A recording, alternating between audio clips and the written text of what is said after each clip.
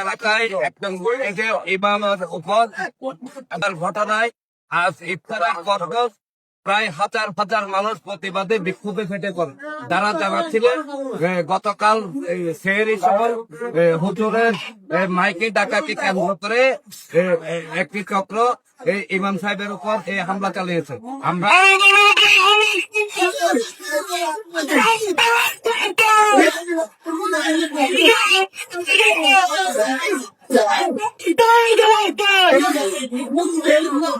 আজ রবিবার হাজার হাজার মানুষ রাজপথে নেমে বিক্ষোভ প্রদর্শন অবিলম্বে আমরা আরো জানবো এখানে যারা আছেন বিক্ষোভ থেকে আমরা জানবো আসলে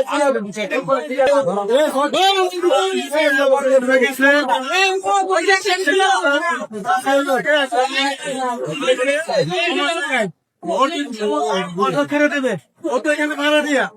ওর সময় দেখুন একটা জিনিস নিয়ে আমাদেরকে কাবাডি থেকে